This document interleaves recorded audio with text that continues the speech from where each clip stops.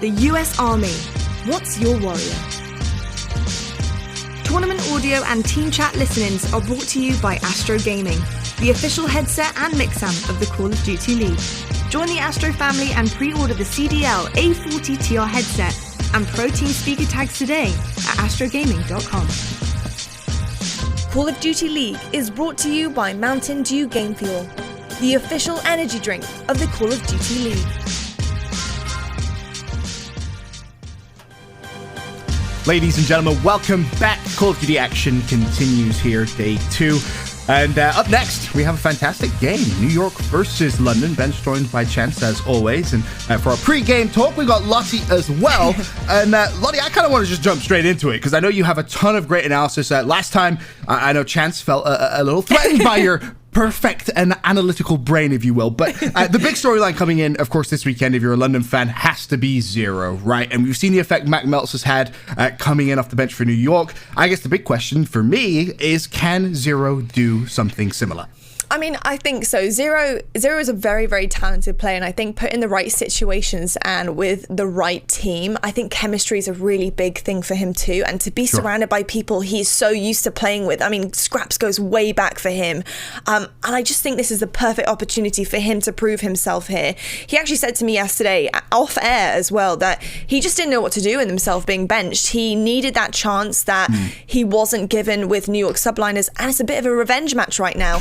His debut yesterday, he dropped a 1.02 KD, so not a bad first time coming back here to competitive COD, and I just think he's going to get better, but he does have this pressure because New York Subliners have already played with Mac on their roster so far, and they're looking pretty damn good. So it's whether or not this team are well enough put together right now to face a New York Subliners that, let's be honest, they're probably a couple steps ahead of them. Yeah, I completely agree. And honestly, for Zero, Chance, this is a big game, right? As Lottie kind of mentioned, you're playing against a team that dropped you and obviously put you on the bench. Then, of course, you get traded a few weeks ago. I mean, a win here, I can't imagine how good Zero would feel. Yeah, it's the ultimate form of revenge, right? Like, the team doesn't want you, you go back and beat them. And especially, too, like, Mac Meltz has a target on his back. I think there's no other way to phrase it, right? You have a bunch of other players in the league staring at him and being like, I hate this guy. He's 18. He's only done this online. I'm going to make it my sole mission to beat him down at every given opportunity. This is the first chance Zero has.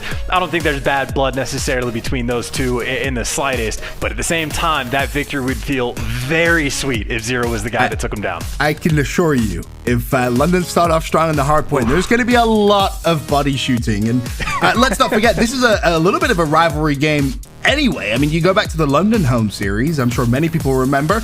New York, they go up 2-0. You see Temp riling the crowd. All of a sudden, reverse sweeps happen. And then, of course, the great Temp two-finger up meme was born. So London, they're no stranger to playing against New York. Of course, a completely different team. But when we talk game fuel keys to victory for London Royal Raven, a revenge series for Zero, of course. He needs to put aside his feelings and focus one map at a time, bring that versatile slaying ability in the flex role. And Lottie, as you kind of mentioned, day one went pretty well. It did go pretty well, and I was very impressed with how Zero handled things. He actually hasn't played on Piccadilly very much. He thinks he's actually only played 5 games on Piccadilly S&D. Okay. So talking about being versatile here in the keys to victory, that to me is very versatile, being able to be thrown into these situations where you have no other choice than to try and battle it out with your team, and he just did that for me. So I was really impressed with how he handled things. I think he had a good head on his shoulders, and I'm just excited to see how he improves and how he improves the team a little bit more too. So they have a lot of work to do. I think London Royal Ravens actually need to improve a little bit more on their S&D game too, because I feel like the Twins were having a great S&D, especially on Piccadilly, right at the beginning of the season, and it seems to have dropped a little bit. Work on that readability, start being a little bit more unpredictable, and I think we'll start seeing some series winning here. Well, we'll wait and see. Of course, as we mentioned, a big rivalry game. Lottie, I believe game number 1 is about to get underway, so thank you so much. It's a pleasure always to hear your thoughts and to have you break down some interesting stats that I didn't even know. So thank you very much for that. As we said, game number 1 about to get underway. And Chance, Mats and Modes, just briefly want to talk about it. Predictions for this, is there anything that stands out to you? Well, so here's the biggest issue with the map and modes, right? Of just like both these guys have made fairly recent roster changes. So how much can you learn about a specific map, right? Like you talk about the Piccadilly coming in from the side of London. Well, sure. One, we're not going to see the map, but two, at the same time, you just have a new man for New York that you're trying to figure out exactly what Zero is going to be doing. It is not the easiest thing to sort of game plan for. Unfortunately, we get the draw and the quick reset, Ben, straight off the bat. Yeah, that's unfortunately. I was too excited for this game. As you said, big rivalry, massive rivalry. Who was it from London there that wasn't ready? I believe it was Shawnee, probably filling up a water bottle. So hopefully we can get this game underway once again, nice and fair. But in terms of predictions for the overall series, for me, I just want a good series. I'm going to be honest with you. I just want to see a very close game back and forth. I do agree with what Luddy said, though. For me, right now, at least, New York have the edge. They've just got more playtime with Mac. And, I mean, you saw the stats, Mac compared to Zero. It's very hard to compare the two, like for like. Mac, to me, is just a little bit of a different player. You look really more towards the likes of Dylan for a, true comparison. But Mac has just lit the league on fire. And the game field key to victory, of course, was, Mac has to shut the haters up. And in reality, Chance, I think he's done a pretty good job so far of doing just that. I mean, like, performance-wise, I think he's done as well as he possibly could. Like, New York wasn't winning any dominations really at all. Like, they had one win until they picked him up. I think they've gotten an extra 2 with him, so he's made slight improvements in domination. The hard point for the Subliners has been a fantastic turnaround. I think with Mac Melts, they're 10-4. So, honestly, towards the top of the league in the hard point game mode. But it doesn't really matter what he does until, like, land time, right? Because the only critic, no one is saying that Mac is trash online. No one is making that, like, argument at all. Anyone that's like criticizing him is saying, hey, we haven't seen this on LAN against the best competition in the world, so it doesn't matter how good he does this series. It doesn't matter how good he does until Champs or whatever the next LAN event is going to be, whenever it's going to be. The fingers crossed for that sort of thing. But there's nothing he could do. He just has to continue to show up day by day and just do what he does, just melt people. It's unfortunate, right? Some of the criticism he's had is, kind of unjustified in a way. It's like, oh, well, you can only do it online. Well, that's the only way that he can currently play right now. What do you want him to do? There's only so much he himself can do, and he's putting in a great shift. But with that said, you do hope that, when he gets to his first event, he has a standout performance. I think that really will be a true sign of his character more than anything. But just to talk a little bit more about London, as Game 1, I believe, is about to get underway again. I think the players are all in the lobby and about to load up. But for London, as Lottie mentioned, some good chemistry here for the boys. It's not bringing in a brand new player who is unfamiliar. Obviously, everyone knows Zero very, very well. You can see on the player cam, Scraps and Wuskin must be listening to the exact same song because their head movement is pretty much identical. But they're getting ready. They're vibing, as always. But one of the stories that I don't think we've mentioned enough so far, Chaz, or maybe it's just me that feels this way. I'm curious if you do as well. But Dylan hasn't been the superstar from last year. And for me, when you look at London Royal Ravens, he's the player I want to see kind of find that massive performance boost that he had last year. Yes, playing like that consistently is so hard. But I feel like we haven't seen that guy, Dylan, at all really this year. It really would be interesting to hear his take on that, because I don't no one's going to argue that he's been as good, but I want to know his take on why. Is it just not having the grapple in hand? How absurd his movement is. This is something we touched on yesterday. Yeah. You give him the grapple and the grab slam, you just crank that up to an extra degree this past year. If movement is where this man thrives. So I don't know if that's an aspect of it, or if it's just the play style in the actual game of hey, you can't play nearly as aggressive, and if you do, you're going to get punished for it. Because when you look at the top 10 KDs around, most of them are still ARs. The only sub that's putting in an absurd amount of work is really just Simp. Even Envoy, who's been fantastic at times, the consistency is just not always there, purely because of the role that's being played. Not any consistency as an actual player. So I don't know if that's something that's affected Dylan, it just being a different game. Right. Yeah, honestly, you might be right. The nail on the head, though. The extra movement mechanics he had of utility was very beneficial to him last year. But either way, game number 1 underway. New York Subliners, London Royal Ravens. So far, first kill, as we kind of touched on yesterday, on this map is relatively untouched. Both teams, of course, fighting heavily for the spawns for P2. And I think one of the first teams, I think it was actually Atlanta FaZe, but I think New York was probably the second team I saw actually get a fair amount of success on this P1 hill. Again, I think the average combined from both teams of time they get on just this first hard point, it's normally around like 12 seconds. Like every single time this hill comes through, it barely gets touched. All the focus is on P2, but the New York Subliners, to their credit, know they were not able to get those spawns for new, but 24 seconds rather, is not an insignificant amount of time to get on P1. Yeah, it's okay, that's for sure. New York with the advantage, but it's London Royal Ravens set up and ready and waiting inside P2. This is where they're going to look to really get a good chunk of time, potentially take the lead, but a contest coming through, and New York just being a nuisance right now. And Zero, one of those guys making the plays, right? He's able to pick up a big 3, and that means Zuma, well, is the lone man inside the hill.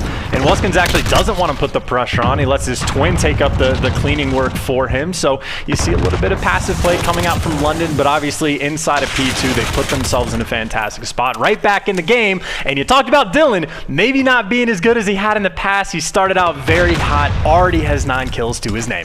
Yep, good start from him, and that's the performance that, if I'm honest, he's going to need. Wuskin, though, slow start from him. 1 and 3. We mentioned just how good he's been throughout this season. He's going to need a great performance here if they're going to have any chance of shutting down New York, in my opinion. Good start from Zoomer as well. 9 and 4 on the side of the New York Subliners. 45-27, though, the score. As we rotate now towards our third hill, and it is London in control early. And maybe it just takes Dylan time to evolve. Like maybe it's not like the game comparison. Maybe he just needs effort because he has 19 engagements and we're not even 2.5 minutes into the game. He is going at a lightning pace for the moment. And to Zero's credit, the new man on the team not very far behind at all. He is now 9 and 7 as well. And 2 good hills back to back for the London Royal Ravens, now trying to extend their lead as much as possible and in a great spot to do so. They have all the pressure in the world in and around the hard point. And Zuma, frankly, unless he can make the hero play, it's going to be a long time before his teammates get there. Yeah, well, it's actually a slow start as well from Temp. We just briefly go back to the stat, 3 and 12, I believe it was. So really underperforming early, but for him to try and turn things around as London have themselves a pretty decent lead, nothing too exciting at this point. 81-45 the score as New York was ready and waiting on the new hill. On board with accuracy, she's got to find a couple of free kills here, or maybe not, actually, as Shawnee finds himself a nice pick. Unfortunately for Shawnee, though, there's the quick trade from Temp, tries to fly to the hill, instantly shut down by Scraps, and London chaining together a couple of hills quite nicely. And I think this is actually a very important map for London as well, right? Because obviously we mentioned New York. They've been fantastic in the hard point since they picked up Mac. Like 10 and 4, I believe, is their overall record, which again is towards the very top of the league. That's right there with the Chicago Huntsmen and Atlanta FaZes of the world. And specifically on Gunrunner, New York is 5 and 2. So they've been good at this map from day one, with or without Mac. And if London were to come out and win this game number 1 in an apparently dominating fashion, is Dylan and Zero are going crazy for the moment, that would be a great opening statement. I mean, obviously, we heard Lottie mention it. Zero's stats day 1. Not too flashy, but they didn't need to be. To be fair, he got his job done, but 16 and 8. Again, if you're watching competitive Call of Duty for the very first time and you're wondering why that's such a big storyline, he was formerly a part of the New York Subliner starting roster, got benched and then traded back to London Royal Ravens. For me, this is such a big game for him, a massive grudge match, and I mean, he's performing at a very high level so far, but he has to keep up that productivity chance if London's going to take game 1. And this is a beautiful setup, and frankly, they're in a phenomenal position to take game number 1. Like, look at number 2 on the minimap, Mac. He's going all the way around back. He's able to pick up 1, but this is like the 5th, 6th time I've seen it comes down to someone on New York having to make the hero play, having to go off by themselves, because right now as a team, New York not putting on enough pressure nearly towards the hill, but luckily for them, Mac melts if he's got to make the hero play. He's been great at it so far, at least buying his teammate attached time to try to make another hero play. At a 100-point lead now for London Royal Ravens. They've managed to take a lot of momentum from that and haven't really looked back as the fight now, of course, for P2 spawns is going to commence. Zuma with an important first kill. Unfortunately for him, he's going to be shot in the back. Scraps very quick to trade, and while the cold spawn comes in there for number 8, that of course is Dylan. London are going to try and flood the far right side of the map, get ready for the spawns for P2. Attached with a big job to do here for New York. Finds the first kill. Can he find the second? Yes, he can. Big plays out of Attach, and you see the influence that now has on the spawns. London spawning out. And not just that, New York has actually been inside this hard point, right? Like off the opening break, they were able to get 24 seconds on this hill. At the start of the next set of rotation, when it popped, they had, I think, 58 on the clock. So right now on P1, this is where New York has had their most success by far. And you can actually see it doesn't last for very long. London wastes no time to flip said spawns, but admittedly, New York still the pressure on the hard point. That's a little unfortunate there for New York. I think they just pushed a little too far. And all the hard work from the catcher, important two-piece, is basically for nothing as things stand. Dylan, on your screens now, looking to try and get any of the fours in position towards the new hill. There's a two-piece for him. There's a three-piece for Dylan. Nicely played. No one on the hill. Final 6 seconds. Should be completely neutral, and London's ready and waiting. This has been a masterclass, if I'm honest, Chance, of exactly how to play this map. I mean, so we've talked about the theme of the Gunrunner P1 for quite some time. It's a point I've made almost every single time we've casted the map in the past 2 tournaments, and I will say New York has done a phenomenal job on that first hard point. Everywhere else, though, everywhere else has been the London Royal Ravens. Admittedly, though, New York this time are able to break through on P2. And I'll be damned if that's not a play that might potentially save them the game long term, because if they didn't break through here, they'd have been down by, what, 120 points? That would have been insurmountable for them to try to make the comeback. Now, though, not in the worst spot they've ever been in. For sure, 25 seconds left on this hill for New York. They're going to want to try and get every single second of that. And you already see number 7 on your minimap, top left. That's Shawnee. He's rotated to the new hill, and you'll see Wuskin join him. He's going to sit right at the very back to make sure no one from New York is being sneaky, trying to influence their spawns in a negative manner. And I think London realized at this point it's just about keeping the pressure on. You can afford to give up a couple of breaks here and there. Obviously, you wouldn't want to, but it's important they get their fundamentals correct. And unfortunately, Wuskin's actually fallen at the back. It was Mac that found the kill, and now London, they're going to have to defend from every single angle. And this time, it's not hero plays necessary, right? Atap is actually able to get the spawns for his team, so New York actually has quite a bit of pressure in and around the hill. They still got to get the kills, and attached right now, players are spawning behind him, so he ends up having to try to force the hero play in. And this has been a story of all the hero play attempts from New York. None of them have been successful. They were missing a couple of shots there. Temple making pay. Meanwhile, London's still inside the hill with 30 seconds left. You want to take a quick glance at your stats. 32 and 22. Dylan performing very, very well, and Zero right there with him, 24 and 18. You had any questions about his usage of a sub? Well, he's letting you know, and he wants this win. I can promise you that more than anything. It looks like New York, for now, should realistically just lose this map on the next hill when the rotation comes through. London, again, Chance, to me, they've been pretty much flawless as a display. You asked the question about Dylan. He hasn't looked as he did last year. And I'm going to try to tie this into a point of talking about London yesterday of when Zero comes on the roster, the main point is they want him to just get more kills than like Jerd was getting, right? Jerd was around a 0.85. I think Lottie mentioned Zero. While it's only a modest stat line, a 1.02, it's still a very nice jump in slang, admittedly just from one series. But now we have Zero having a fantastic game at 27 and 20. And something I said yesterday is look at where the stats get shifted. You get more kills on one end, where's the drop-off? Right now, this is technically, statistically, the worst game we've seen Wuskins have maybe all year, but London is blowing them out. So you have Wuskins that's taking a hit and kills, because now he just has to hang out in the hill. There's nothing for him to kill, because Zero and Dylan, apparently the brand new duo, are going off. And just one more second is all New York, or all London need, excuse me, and well, they've been unable to do so on this hill. You can see a fantastic little picture-in-picture right there of the rotation fight that may commence. London could afford to push that one last time. There's the second. There's the tick. There's game 1. 250 to 180. But honestly, don't let that score line fool you. That was a much more convincing win there for London Royal Ravens. You really take away that last hill, and I mean, London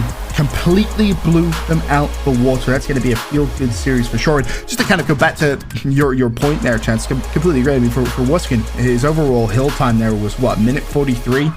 10 kills, I think it was, and 18 deaths.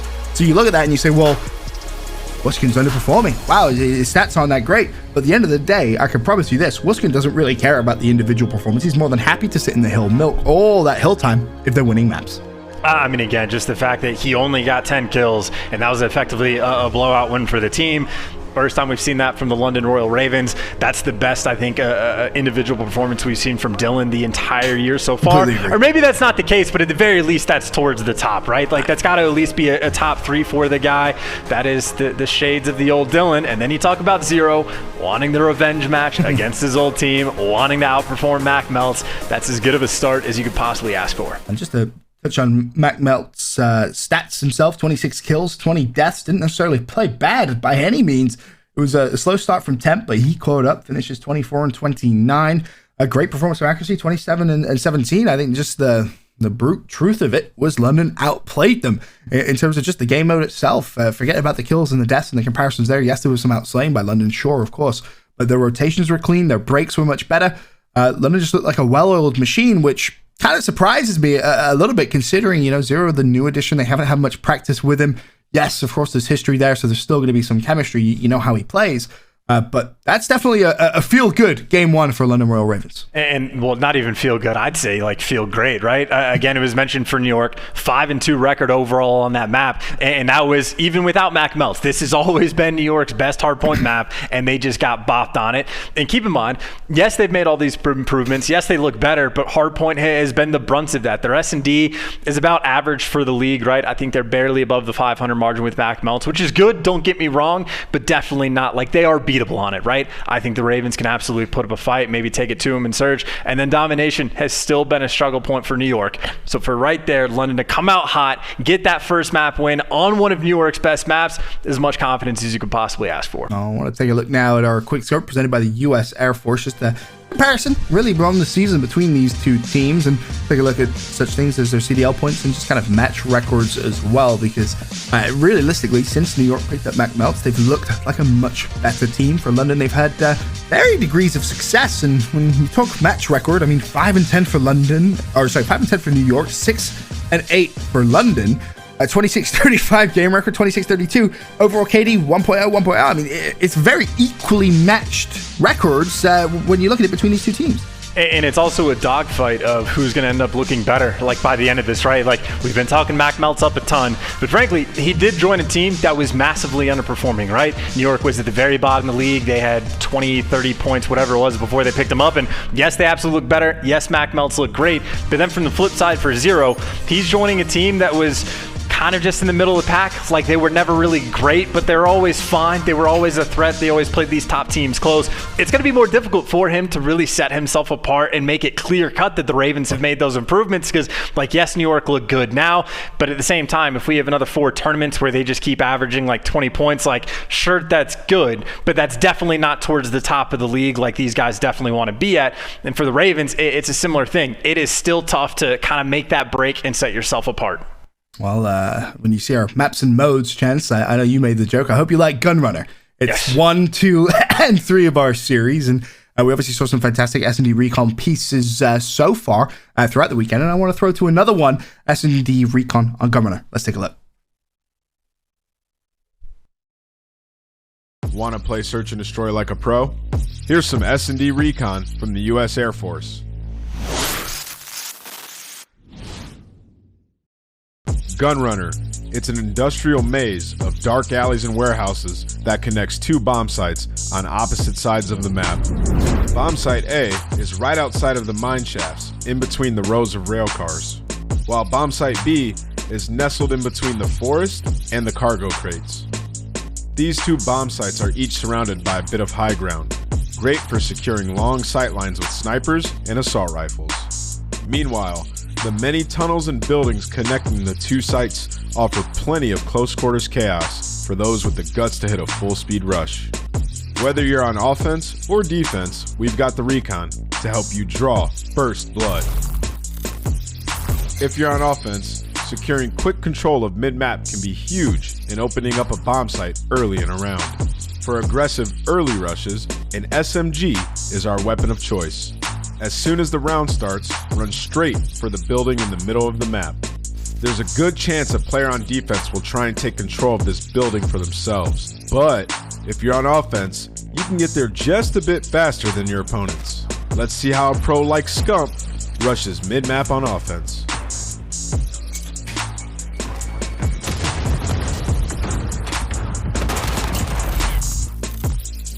If you want to put pressure on both mid-map and bomb site B, check out this creative route for pro player Hoop.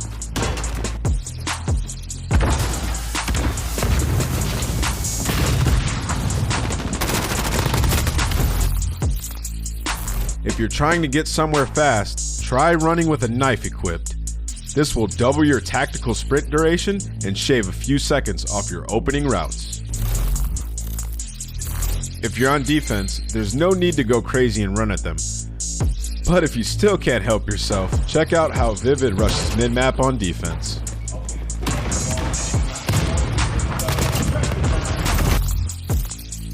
If you want to take it a bit slower, try starting at bomb site B and use the terrain to your advantage. If you jump on top of the crates, you'll be able to spot anyone pushing through the forest to bomb site B. If your opponents push up the dirt path, you might not be able to spot them from atop the crates. But check out how pro player Skies catches them with a grenade. After taking his time to line up the grenade, Skies waits until the game timer hits 123, so the grenade lands right on top of the enemy. There's your S&D recon for Gunrunner. Good luck down there.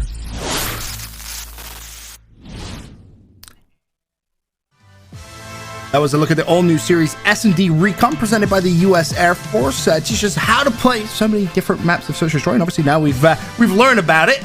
We can actually take a look and play it, if you will, Chance, because Gunrunner game 1, 2, and 3 in this series. As it stands, London Royal Ravens with the advantage over the New York Subliners, 1-0. A big Search and Destroy win here. Good set London Royal Ravens up for massive success. Of course, not just in this series, but I'm thinking long term. I'm thinking confidence, potentially even trying to take this weekend's chip, if you will, Chance. And I think it was something we talked about quite a bit yesterday during the New York series against, or not the New York series, sorry, the London series. Am I misremembering? Who played the Guerrillas yesterday? I know London. It was literally a day ago. It was London, right? Yeah. Okay. I don't know. Weskin got the 4-piece and then Dylan stole the final kill. Zero being back on his old team, switching for New York, that just screwed me up for the series because I was misremembering plays. Anyway, something we talked about yesterday for the London series when they were playing against the Guerrillas is you want to get the quick 3-0 to get as much confidence as possible, yada, yada, yada. They end up going to a game number 5 and having to clutch up, which wasn't as clean as they probably would have liked it to have been. But at the same time, if you have that series and maybe don't gain a ton, if you beat New York 3-0 or just destroy them like they did in the first hardpoint, that's all you could possibly ask for. That, like, to me, this is the real series to get a great indication of if London actually made improvements with the roster swap. We shall wait and see. As we said, London with the advantage in the series 1-0. Search and Destroy underway. Start off on board with Dylan, who had a incredible game number 1. Fantastic performance from him, but it's a first blood from accuracy. This will fall. And we're going to try and trade that out. Unsuccessfully so far, though. Advantage, New York Subliners. Well, the immediate bounce back is going to be there as Zero is able to find a pick onto, well, his old teammate in Temp. Nothing too crazy going on the map right now. No big flanks coming in. Zuma started to put the pressure on, but Zero's wrapped back just to kind of mitigate that. New York knows there's nothing going on the flank side of the map. Let's get this bomb down as quick as we can. Covering. And still waiting for a couple of picks. Zuma will find one. It's Dylan that drops as he tries to push straight through. Zuma waiting patiently, and he storms through the door. Honestly, Zuma could have picked up 2 there. Unlucky to not do so. Shawnee and Scraps both find kills. It's going to leave accuracy now for the 1 versus 2. 27 seconds on the clock. They know where he is. He's tagged up. Scraps tries to play wide, but accuracy reads it like a book. And accuracy played that so well. Tries to challenge quickly. Really the only play he had, unfortunately. Shawnee, a little too quick, finds the pick. Gets the defuse. London 1-0 up. Yeah, it's a very tricky spot for accuracy to be in towards the end. On one hand, you think just play time, kind of hang out and regen health, but at the same time, 20 seconds is a lot of time, especially if Shawnee's going to be nearby, and especially if you're pinned down in the back. So accuracy goes for the bold play, try to hit that instant challenge, catch him off guard, and just win the gunfight. But Shawnee, with the nice little advantage that he had, was able to close it down for the nice little first round, that B bomb site retake. Good stuff from London there in round 1. Now they go onto the attacking side. What will they show? Maybe an unconventional A push. They've not been afraid of doing that so far this season, and it looks like that's going to be the exact play. Straight push through Cole. See some smokes come through. First blood for Scraps. Instantly traded by Temp, though. Well, Temp realizing he's in a little spot of bother, tries to back away. Weskin also finds a pick here as well, so a numerical advantage for London so far. And Wuskins with the kind of pick that kind of wins you the round, and now Dylan with the aggression just to try to make sure you can lock it in and secure it. He is in a phenomenal position. As long as he is alive, accuracy, what is he ever going to do? You start going down tracks, you pick up a kill, you're immediately going to get shot in the back, and well, he is able to find the first pick, and there's the instant trade from Dylan, again in the perfect position for his team. And that's really good discipline as well from Dylan, just to stay calm, not just keep running, not just keep pushing. Recognizing the exact situation and just how powerful the spot he was actually in was. Now Temp's turn for a 1v3. We've seen him clutch situations like this, but we won't see it again. London close out the round, 2-0 the advantage. That's some good stuff as well, because now keep in mind, I don't know what the exact percentage is, but I have to imagine it's what, maybe an 80-20 on offense people go to B on this site. So if you come out your first round on offense, hyper aggressive over towards A, find success, Zuma tries to flank, Wuskin kills him no problem. Dylan in the back of the spawn before it really seemed like New York was even able to leave their own spawn. Dylan is behind them. Now every single round, New York has to keep that in the back of your mind. Yeah. It is not an easy thing to adjust to. It's something that we always talk about in Search and Destroy, right? If you play the unconventional bomb site first round on attack, defensively now the other team has to hold you honest. They have to at least respect the fact that you can push that, you know, a couple more times. But this is a great start from New York. They find themselves 3 kills in quick succession. Zero is able to at least trade out 1, but you find yourself in a 2 versus 4. Not the best spot for Scraps and Zero. Scraps shot in the back. Zero, sure, you'd love to clutch this, but likelihood is it's not gonna happen. New York get their first round win. And I know it's early on, but Nade's been on point this game. Yeah. I think that's the 3rd or 4th Nade kill we've seen already in just 3 rounds. So coordination on point from both of these teams. Well-oiled machines, Ben. They know exactly where to look in the sky and drop those Semtexes.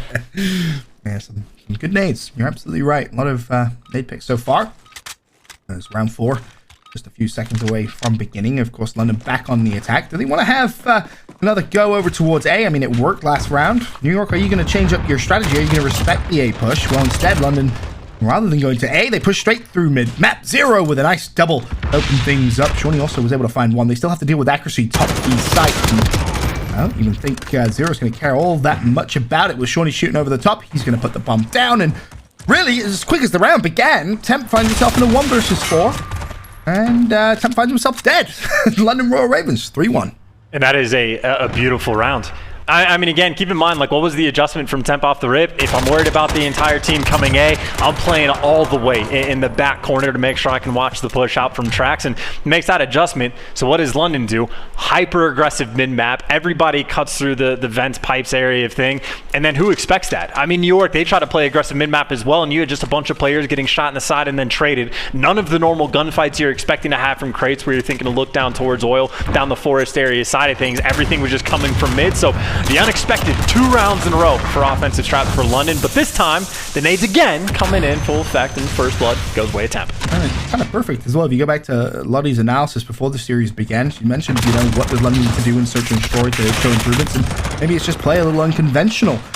I mean, so far the first 2 rounds of kind of keeping New York guessing on attack at least have been successful. Problem is, defensively, it's not going all that well. Zero again for the 2nd time left in a 1 versus 4. Unfortunately, buddy blocked on the crate. Didn't really matter all that much. The likelihood of him clutching that is pretty minimal. So, New York get their 2nd round win. 3-2, still advantage London. And I really feel like we're just kind of speeding through this game. Yeah, we are. These almost every single every single thing's been 30 seconds, and I just have to imagine Revan right now watching this and just going, I hate Zero. He knows everything we're going to do. He knows all of our strats. He's like been with us from the start. Like, we have to figure out a way to like beat ourselves, essentially. We have to dissect our own team, figure out where our weaknesses are, expect Zero's going to have that knowledge and make adjustments based off of that. Of course, much love to Revan, coach of the New York Subliners. Of course, JP as well, their statistician, former colleagues of ours. And so far, having a decent showing after picking up Matt Meltz, that's for sure. But here in this series, London with the advantage 1-0, and London again with the advantage here in the search. Wuskins pulled out the sniper rifle. There's the pick on to attach. Mac barely escapes with his life after finding the pick on towards Dylan. With that, Mac and New York Subliners looking to be aggressive here, take the fight. Mac only has Zoomer alive with him. Shawnee Zero Wuskin up for London. This bomb is down, not planted. Problem for London. 40 seconds left, and Mac getting a little antsy. He may want to try and push through, take that fight, but needs to be disciplined. So just hold his spot, and Honestly, if you're London here, you could just push straight through. Wuskin with a sniper, he finds the pick towards Zuma. That could basically just be the round. He's looking for it. That smoke, though, going to block him off with just enough time. He's also the man with the bomb, but time is ticking down. But then both players pop out expecting to be on the clock, and Mac, last one alive for the 1 versus 2. I believe this would be an ace for him if he was able to pull this off. I mean, you have the information. Shawnee gives it to you. Just how do you want to play it? Mac taking his time, needs to clear out back spawn. He's worried potentially about Wuskin's sniper rifle, and he should have been worried because it's Wuskin that picks up the kill. The problem for Mac was he couldn't read exactly where Wuskin was going to be. Here's a quick glance at exactly how he got it. Nice shot from Wuskin. Quick to fire, and I believe that was 2 kills with a sniper rifle there for him that round. London keeping the pressure on, winning their attacking rounds. And I will say, obviously, it's not like we watch him 100% of the time, but it seems like anytime we watch Wuskins, he doesn't miss. Like, very often. Like, occasionally he'll take some wild pop shot, like, through the smoke off the opening break. But, I mean, almost every single time I've seen him, if he's shooting at someone, if they're on his screen, they die. So, it's interesting, right? Because we often talk about the different styles of sniper rifle players, right? You have your flashy players. Dashy, obviously, comes to mind. Simp comes to mind, who can just, you know, a quick scope, wall star, all that flashy stuff. Then you have more traditional players like Wuskin, right? Who is very disciplined. He understands when he needs to be aiming, when he doesn't need to be aiming, playing for information, and just consistent. He'll hit shots. Doesn't necessarily hit the flashy shots, but he's consistent at hitting the shots he needs to hit. And that's something which you're absolutely right. I feel like the reason you tend to see him hit as many shots as he does is because he plays that way. You know, he's playing for the easier picks, quote, easier. They're still definitely difficult to hit. But overall, Wuskin, fantastic with the sniper rifle. As this round starts to develop, we have ourselves a 2 versus 2. Attach has bomb. Zero will fall at the back. Zuma hunted him down, was not letting him escape. And now it's Dylan's turn. 1 versus 2. Can you produce the goods and put London Royal Ravens round away from closing this out? Checks through crates. No one home. And unfortunately for Dylan, he will fall. New York, keep it close. And I don't know if you caught this, and I'm pretty sure I saw it right. I'm pretty sure Temp just scared the living hell out of Zuma. Yes, and Zuma obliterated him for it. Because I saw the same thing. Like, so a body just fell in front of Zuma. He got the kill, and I was like, hey, nice pick by him. And then look at the feed, and I was like, wait a second. That's not ideal. But, hey, you get the round win. The old world champ duo, or at least half of the world champ duo of Attach at least, but Attach and Zuma, making sure that they get the clutch and not letting Dylan do anything too fancy in the search and destroy. And now back on the attack. They had success today at once. They're going to have it again. They got the smoke out to block down Temp. Or actually, they might have put it a little bit too close, but either way, Dylan able to pierce through. Oh, Dylan spots Temp as well, so he's going to try and hunt him down. Temp's put himself far left, didn't matter. Dylan just flying straight towards him. Some tough shots for Zuma to hit, but he connects. Shawnee will fall. 4 versus 3. Advantage London, and that's just COD timing at its finest. Unfortunately for Dylan, he is not going to realize that Attach is just sneaking up, trying to find the flank. Attach, of course, saw Dylan, but Dylan pretty quick to move from top vent. Slowly but surely creeping up. Zoomer has, of course, fallen here as well. But it's just Attach and accuracy up in a 2 versus 4. Miraculous gunfight win there from Attach. Dylan drops. Instant trade, however. Accuracy now left to try and do things on his own. 1 versus 3. He's able to find Zero, so 1v2. Scraps and Wuskin up. And I think he was able to hear Scraps. That's why he's frantically looking around, knew roughly where he was going to be. But now he's back to basically 0 information. Doesn't get lucky on Wuskins because of the positioning, but the gunny is there. 22 on the clock. He's got options. You just hop on the bomb. That's the question. Well, Scraps. Cheeky. 15 seconds. Spots him. Not on bomb. Smart play from him. Scraps force challenge as he peeks. Wins the gunfight anyway. And there's a little bit of body shots. Scraps just let him know. No chance you're clutching that 1v3. But I'll give accuracy a ton of credit. Made that probably a little too close for comfort. I mean, I will say strategically, London Royal Ravens just completely outplayed their opponent, right? And then all that happened was New York had the gunny Attach, beams Dylan. Wasn't expecting to see that happen. And then, of course, accuracy doing the same to Wuskins just to make things interesting. But that being aside, still the smart play towards the end and still the strategy from the Ravens on this map has been on point. They go up 2-0 in this series. And, Ben, if they get this round win here, these would be 2 dominant games. Yes, it would. Expect to see New York bounce back, though, as has been the tempo of this game. Unfortunately, though, Shawnee and Zero have other ideas. 2 quick kills, 5 versus 3. London, we're so close to your advantage in the series. Zuma was able to find 1. Scraps instantly trades him out. However, So attach and accuracy once again left to try and clutch up. This time it's a 2v3. Scraps, Zero, and Wuskin. The 3 London players need to hunt down as Wuskin gets all the information he needs. Teammate tags him up as well. Accuracy, he almost clutched a 1v3 earlier. Can he do it again? The answer, no, he cannot. London Royal Ravens take game 2, 6 rounds to 3. That's your point chance. 2 pretty convincing maps as well.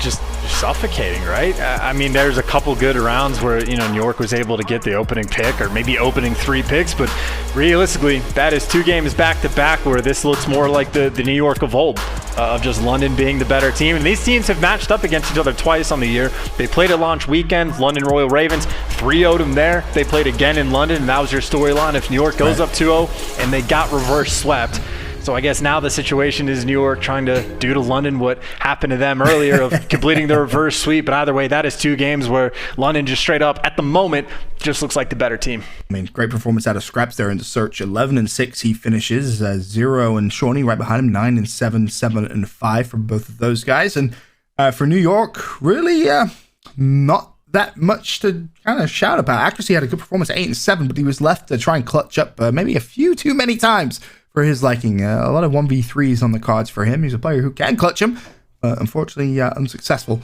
this game. And 6-3, the final score in game 2. London going to feel very, very good about that chance. And this is also the classic storyline for New York of now they have to win a Dom, and this has been their worst game mode on the year. This has been the one game mode where Mac Melt's might have made them a little bit better. And yes, they've had a ton of close games where they're losing by less than 5 points, but still been struggling in the game mode. And now they need that to go to a hard point where they're very comfortable there, but then to final, it's just, I'll just say I'm not convinced by this New York team yet. They look a lot better, but I'm not convinced that they are one of the top teams just yet. You know, it's bad when you see the New York staff start tweeting, "We won a Dom! We won a Dom!" That's just how bad the domination has been for New York Subliners. But if they're have any chance of potential reverse sweep, it's going to start in game 3, domination on Gunrunner. We'll wait and see if they can try and extend the series, or potentially a 3-0 sweep for London Royal Ravens could give them a ton of confidence. Really quick commercial break. We'll be right back after this with Domination Gunrunner.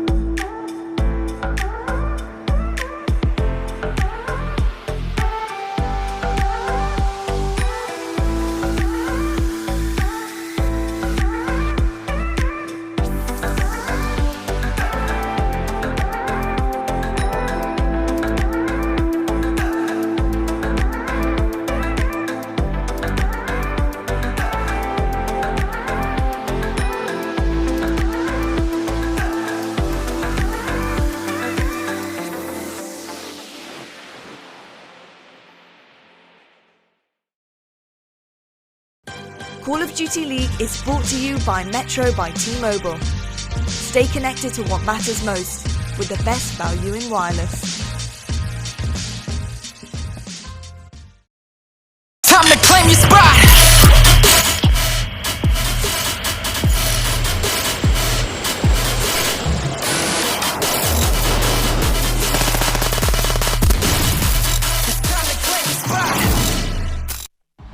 Warzone weekend premieres this Sunday, 3 p.m. Eastern. 12 pro teams dropping into Warzone's first private lobby, fighting for $10,000. Tune in and see all the elims, 1v1 gulags, and of course, find out who came out on top. I'm excited to take a look, see who potentially the best Warzone team is in the CDL.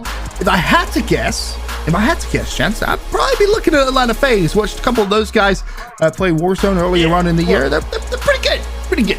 I think the team that wins is actually going to be a team that probably doesn't play a ton of Warzone. And the reason being, when you watch Atlanta FaZe play Warzone now, they play hyper aggressive, drive around in cars, try to find as many kills as possible. Yes. You can't do that against other pro. Well, I don't think you could do that against other pro teams at the very least. Like, I don't think it's going to work out like that at all. Like, I don't know what strategies are going to come to the table because you have bounties and this and that that's like available to you. But I don't know, like, it's going to be tricky. I think whichever team can figure out the best strategy is going to be the team that wins rather than the team that racks up the kill records. Because, again, you can't go crazy like that against other pro teams. It's just not going to work. Oh, or can you? I guess we'll find out Sunday. We'll find out Sunday exactly what the winning strategy will be. But back to business. London Royal Ravens versus New York Subliners. As things stand, it's a London up 2-0. And if you're just tuning in, map number 1, very, very convincing. Wasn't all that close. Game 2, pretty similar, if I'm honest. It finishes 6-3, but London felt in control of the series really from the get-go. A couple of unconventional strats early really threw New York off guard. And I want to take a look at our U.S. Army tactical play. It was an interesting one. I know we were kind of talking about it in that commercial break there, Chance, but I think you have to give Scraps credit for the second to last round, a disciplined round where accuracy almost clutches up big time, and you have to think if accuracy gets that clutch, the entire momentum swing in game 2 goes all in favor of New York Subliners. It definitely could have been a big moment, and I think as well we've had a storyline sort of, I mean, generally speaking in Search and Destroy, but it seems like recently in Search especially so, of players over challenging gunfights instead of playing the time on the clock. What does Scraps do? He sees accuracy go to bomb, right? He's under the train tracks, he sees his feet the entire way, he sees accuracy on bomb for what, 3, 4, 5 seconds before he makes his move because he thinks the kill is free, makes just enough noise, knows that accuracy is coming off because he can hear him, and then he just sits in the corner for the extra, what is it, just 2 seconds, and then takes the gunfight in the end. But even if accuracy wins that final gunfight, Scraps played the clock so perfectly that he just wouldn't have had enough time. Right. He was 9 seconds left on the clock and he was 3 seconds away from the bomb. So it's just beautifully well executed. Coming from Scraps, make sure you have the spot under the train so you can see through where accuracy is going to be, and you make sure you get the timing perfect. So just very well executed by London, and the same can be said for pretty much all of their rounds, at least the ones that they won. They had a strategy, they executed perfectly. They did. It's game number 3 about to get underway. Of course, it was Gunrunner game 1, Gunrunner game 2, and well, Gunrunner game 3. We'll stay with it, and we'll see if potentially New York can get themselves a map win on the board and maybe try and start a reverse sweep. But with just how good London looks in this series so far, I'm starting to edge over towards a 3-0 here, Chance. I mean, obviously, London are just the best gun runner team in the game. I think that's pretty clear cut, and there's no arguments that any other team in the league could possibly have to say anything about that. Of course, right, obviously. I mean, that's why they want to play it game 1, 2, and 3. But off the rip already, London with a small point advantage, nothing to get too excited about. Instead, it's going to be the fight over towards B, where all eyes will be. Watching from London, Johnny will drop. Is this potentially an opening for New York? Maybe not just yet. Scraps quick to fortify defenses over towards B, just keeping New York off the hill and nothing else. So Zuma now wants to try and fight forward. He'll be joined by Accuracy. Nice double kill though from Zuma, and that should be enough to secure New York to beat. Flag will it as the nades rain down. Still the pressure on the hill. Finally attached caps it. And also pressure coming over towards C as well. I was going to say, this is no time went to Temp. As soon as he came off spawn, he knew his teammates will at least should have been in a good spot to get B. He's straight over towards C. New York, again, they have 3 players going towards this C flag. This is the type of just straight up annoying play style that New York is going to constantly try to put the pressure on as long as they have the A flag. If B is open, sure, they'll go for it, but they are going to be constantly sending at least one guy towards the C flag, if not half the damn team. Oh, it's a great start so far from New York, putting the pressure on. Of course, they're down 2-0 in the series, and I'm curious to kind of hear how their comms sound, so I want to send it now over to an Astro Gaming listening with the New York Subliners. He's down low right. Nading A, naded A. I got some trees. I got him. Spawn C.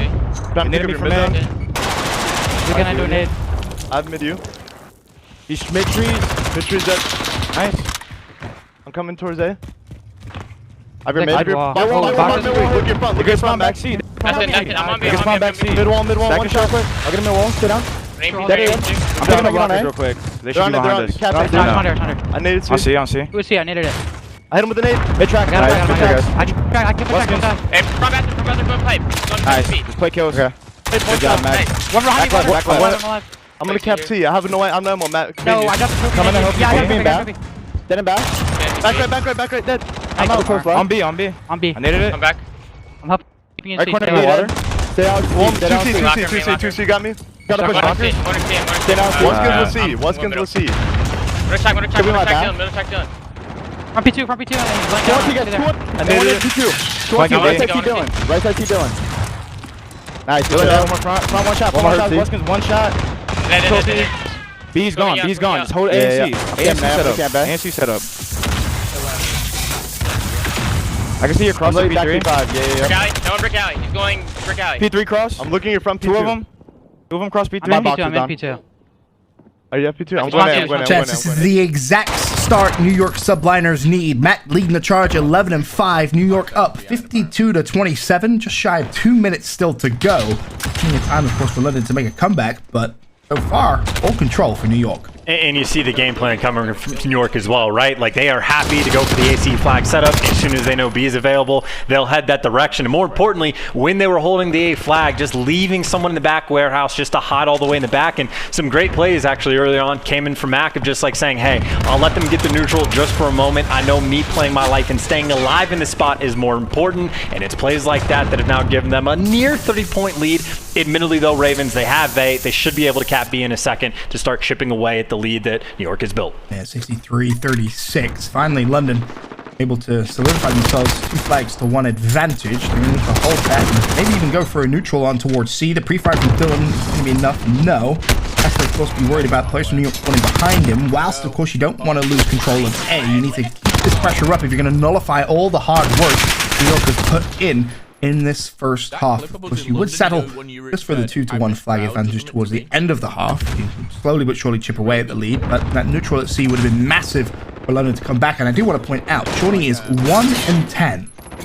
1-10. That is not a mistake in the game. He's having to be honest, a shocker. It's not gone well whatsoever for Shawnee in this first half. He's going to definitely need to turn things around. But with that said, considering you're basically playing a 4v5, this is still pretty close.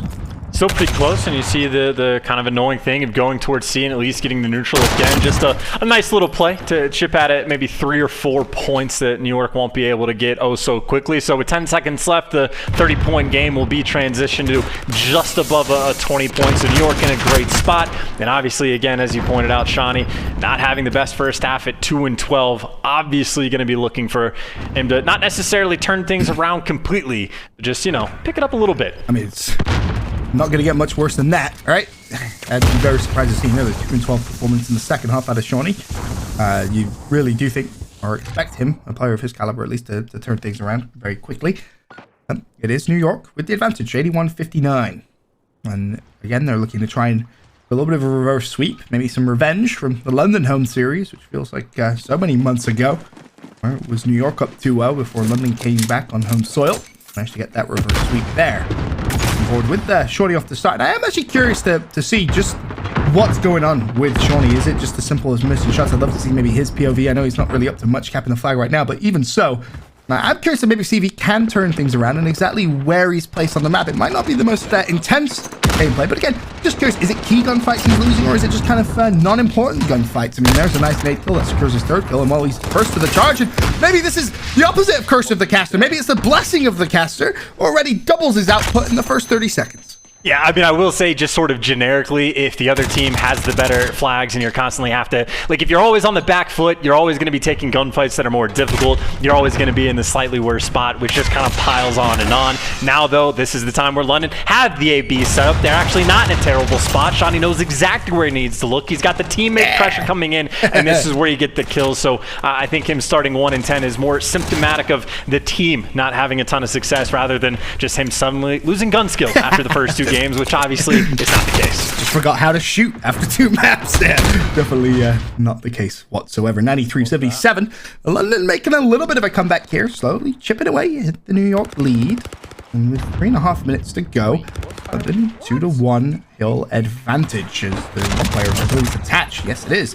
New York trying to go wide over towards A deep flank. And how many resources is actually going to draw? Well, already someone on C for London. There's a big 1v1 on the top right side of your map. And actually, I believe that was Dylan who neutral and ran because he realized Zero spawned up. So Zero has a 1v2 on the right-hand side while you're watching all the action over towards A. That hill still remains under London control. If Zero had won that, that would have been massive. Would have delayed a little bit, but look at the job that has been done by London. About 20-point lead-ish, now completely eradicated, just down to 3. And not only that, you actually see the pressure. New York is spending so much time trying to get towards this A flag, and well, by the time they're not having success with that, because of the play that Dylan made over towards C, London out-rotated New York to get over towards this B flag. They were there 10 seconds in advance, and yes, you have New York there to the bodies in and around the flag, but you have the power positions. It's nothing but the London players, and well, you see New York there at least able to get the neutral, but it's still not easy because still Zero's going to be here, and he just has to take down accuracy. That's going to come through, and London should be able to get this B flag back. That's huge. That's so important because the gunfights were won at B. Scraps actually decided to stay at C and full cap the flag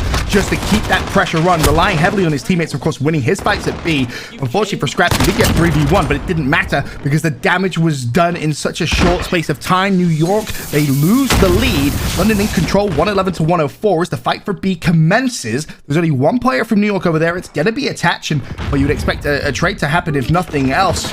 For a second there, Shawnee, number 7, was going to turn on him. Not the case. Attached tagged up, though. 2 minutes to go. Advantage London. And now you see New York trying to make the play, potentially going towards A, or maybe going for the hot flank. 10th man leading that charge, trying to slay Scraps. We teleport to him. He's over there still trying to defend the B flag, which New York has pressure over there as well. Looks like London has dealt with the pressure on their home flag, and over towards B. Scraps, the roaming slayer. He's been here for a while. He's on a 3 spree. And again, you see Shawnee putting the pressure on C, and it's important to note, it isn't just one player over and over again. It's basically whoever spawns closest is going to do it. Player by committee, if you will.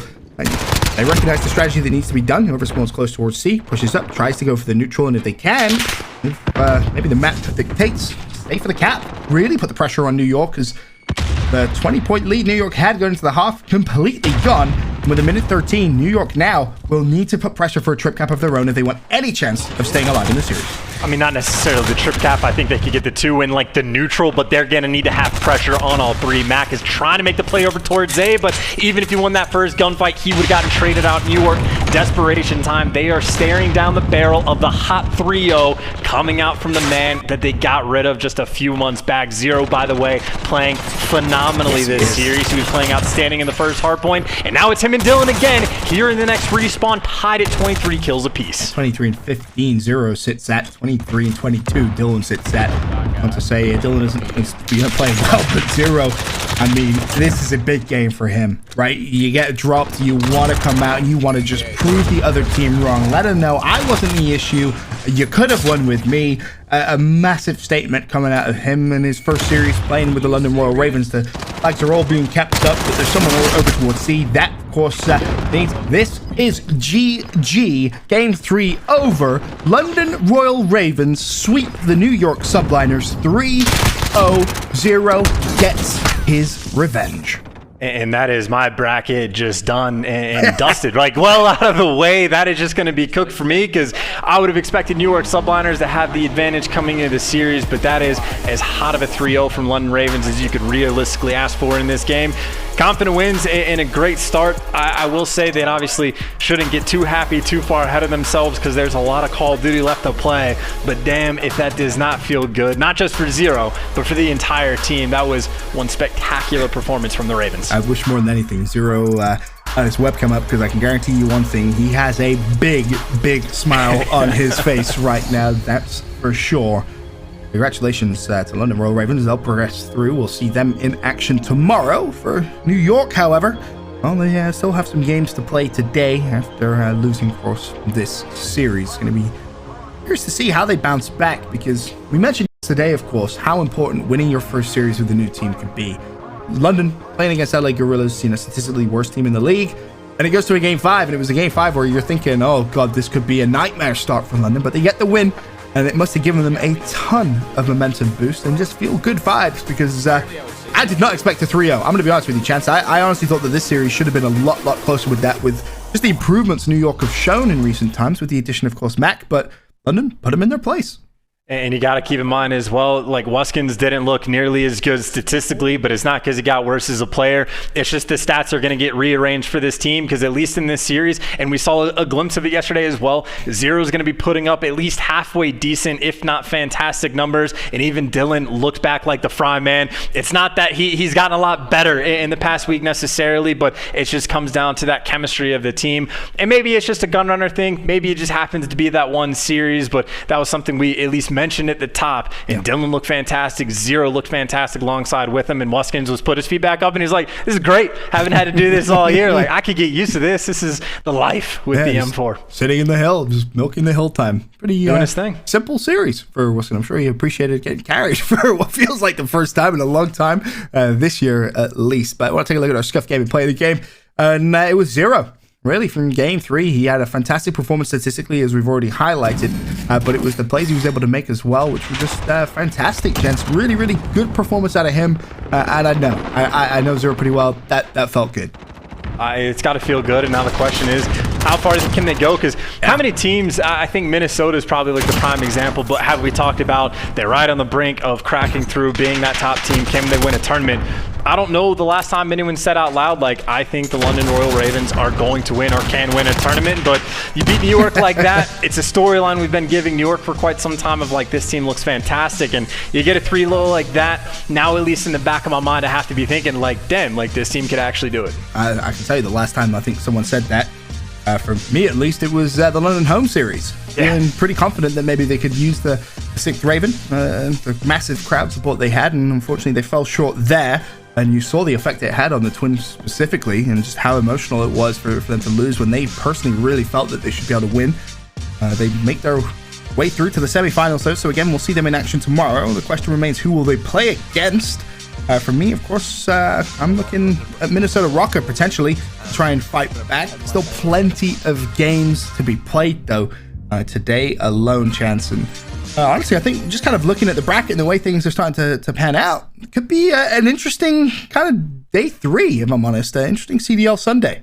It really could, because like thinking back to the series and the way I feel right now, like I'm not I'm not excited after that series. Like, it's not like it was a close, hyper competitive game back and forth. It was London just kind of like beating the crap out of them, like across the board. Like, they were down 30 points and they made the comeback, and it seemed like it was just incredibly easy. Like, I'm just surprised of how good they looked, and now I just want to see how much better they can look as we progress, because it almost fell flat for me. It just seemed like it was too easy, that series, and I don't quite know how to feel about it yet, Ben. That's fair. Still plenty of Call of Duty action on the season to go. We're about halfway through, and the big news is CDL Championship was announced earlier on this week, I believe it was. Finally, we get word on exactly how the structure is going to be. Of course, not the original plan, but things happen. Of course, COVID-19, everyone trying to stay quarantined, but the big change is every single team will be in attendance. And I guess the big thing is, of course, your CDL points have a massive impact on your seeding, whether you're starting the winners bracket, how many buys you get, you're starting the losers bracket. Yes, you can go on a massive run, but one thing is for sure, you want to have as many CDL points as possible. Give yourself the easiest job come the big one. And I think the important thing as well is it's kind of like the 4-group breakdown based on the CDL points. Top 2 teams, the 3rd and 4th teams, and then the next 4 block, and then the bottom 4 teams. And it'll be sectioned off of, hey, you're in the top 2, get the 2-round bye, and then it just scales down. If you're in the bottom 4, you start in the losers bracket. And that means, I mean, how many series would that be if you're starting for the losers bracket to win the entire thing? Like 6 series, 7 in a row that you would have to go and win. And that is not an easy feat. I think maybe there's been 2 teams this entire year that have been able to string together 6 wins in a row. It doesn't it's definitely tough, that's for sure, if you start in the losers bracket. I'm going to be honest, but getting that kind of top 2 seed, massively important. We obviously talked a little bit about it with the Minnesota Røkkr yesterday, saying, well, they will need to start winning weekends, and that's true for a lot of teams, but more so you look at the bottom side of the leaderboard, Chance. It's not necessarily about winning events, although yes, that would be massive. It's just about surviving a little longer, right? Winning just a few more series, making it through to day 3 at least, getting as many points as possible. And that's definitely starting to become the case at the bottom side of our standings, which, it's looking pretty low. It's looking a lot of low numbers down there, Chance. I would say, I mean, again, you can't possibly predict, at least not at this point, the way the points are going to work out. But I think generally speaking, with the potential exception of the Guerrillas, any teams that at least makes it out of group play, every single tournament they have left, even if they don't win a single series past groups, that should still be enough points to get you at least out of that bottom 4, even for those teams that are at the bottom. So that's goal number 1, get those 20 points, get out of groups. And hey, if you get second place or win the entire damn thing, even better. And that takes a lot of pressure off the team and kind of bumps you further up in the standings. But the bare minimum goal, make it out of groups, which again, congrats to London Royal Ravens. They have done exactly that. Yeah, they have. Of course, we'll see them in action tomorrow. In terms of big news, though, something that did occur during that series was Enable actually announced that he was not going to be playing today. He had a performance yesterday. Didn't necessarily have an amazing performance, but didn't necessarily have a terrible performance either. But he announces that he is back on the bench today. Feels like for Seattle Surge, just nothing can go right, Chance. I don't have an explanation. I don't have anything to offer. They didn't look great, need to try something new. Maybe they felt because they practiced so much more with Panda recently that they have better odds. I mean, frankly, last time they beat Guerrillas, I suppose it was with Panda, so maybe they're confident in that regard, but no idea, no explanation, just based on the Twitter feeds of all the camp guys in Seattle Surge. It's just not a good spot. Yeah. Just mentally, psychologically, not in a great spot. Crumbling, cracks in the armor, tearing apart at the seams. It is not a fun time to be a Seattle fan. I mean, you look at the standings there, and Seattle's points basically come from farming the LA Guerrillas, and well, we'll see that game again later on today. It might actually be next. I'm not too sure on the schedule of the day.